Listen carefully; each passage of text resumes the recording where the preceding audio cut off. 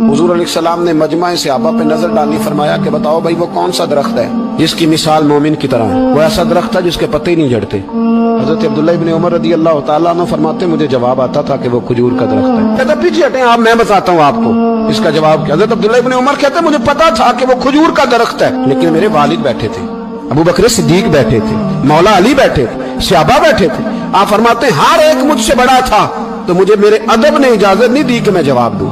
अल्लाह करे मेरी इस बात आपकी समझ में आए। सवाल का जवाब मुझे आता था, लेकिन अदब का तकाजा था कि मैं बड़ों की मौजूदगी में जवाब न दूं। हुजूर ने दोबारा पूछा, सहाबा खामोश रहे, तो फरमाया मैं बताऊं? या रसूलल्लाह बताइए। तो महबूब फरमाने लगे वो खजूर का दरख्त है।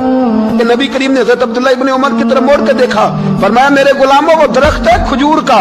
अब्दुल्ला को जवाब आता था, इसे पता था कि वो खजूर का दरख्त है, लेकिन तुम्हारे अदब की वजह से ये खामोश रहा। मेरे रसूल करीम अलैहिस्सलाम के गुलाम जिनके इल्म पर मेरे नबी को इतना एतमाद है, तो हुजूर ने फरमाया मैं इल्म का शहर हूँ और अली उसका दरवाजा है।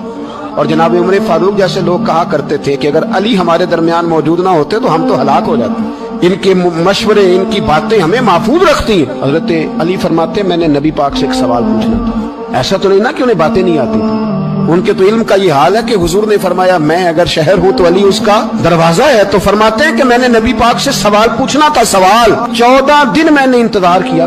हर रोज मैं मस्जिद में जाता, घंटों बैठता, पर 14 दिन इंतजार किया। क्यों? फरमाते मेरे दिल में ख्याल आता था कि कोई और आए, वो वाला मसला पूछ ले तो मेरे वाली बात भी हल हो जाए, मुझे हुजूर से पूछना ना पड़े, कोई और पूछ ले ताकि मुझे ना पूछना पड़े। फरमाते हैं 14वें दिन एक बद्दू आया, उसने आके नबी करीम अलैहिस्सलाम से सवाल वो पूछा जो मेरे दिल में था।